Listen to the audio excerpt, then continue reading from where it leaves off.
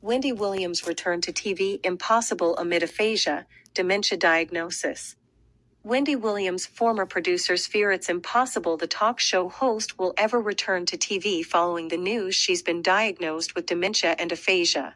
As you come on to the page, kindly hit the like bell and subscribe to the channel if you haven't done so as yet. Suzanne Bass, who previously produced The Wendy Williams Show, spoke to people about the huge void in both daytime TV and pop culture left in the wake of Williams' departure from the show and its subsequent ending after 14 years. At the time of the show's cancellation, Sherri Shepherd had been standing in for Williams following multiple hiatuses due to the latter's health. I think there's always been a glimmer of hope for a comeback for her, but since this diagnosis, that seems impossible.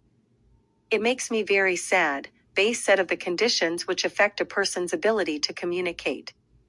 I'm more sad about her health, not that she can't make a comeback. To have this sort of diagnosis, there's some finality to it. With more context around Williams' struggles, Bass says she now realizes the show captured early signs of something wrong. You can go back and see the show, and there's really long periods of quietness where she's not speaking, Bass explained. She's grasping for words, having a hard time collecting her thoughts. Maybe that's what was happening back then. Bass also noted that in the few times they have spoken since her departure, Williams found it difficult to remember things. The last few times I spoke with Wendy, I remember thinking that she reminded me of my mom, said Bass, whose mother suffers from Alzheimer's.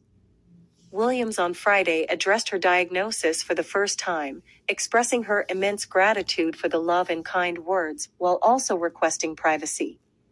The messages shared with me have touched me, reminding me of the power of unity and the need for compassion, the New Jersey native, 59, said in the statement obtained by People. I hope that others with frontotemporal dementia may benefit from my story. I continue to need personal space and peace to thrive.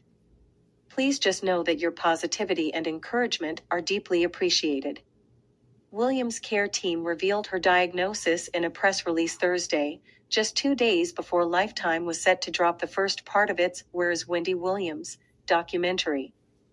The project, which she co-executive produced, chronicles her battles with sobriety and other health issues, including Graves' disease and lymphedema.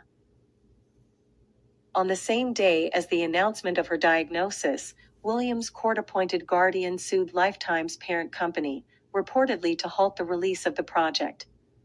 But a judge ruled Friday that the documentary can air as originally planned. While the doc was initially meant to follow Williams' return to the public eye, co-executive producer Mark Ford says it quickly changed into something else.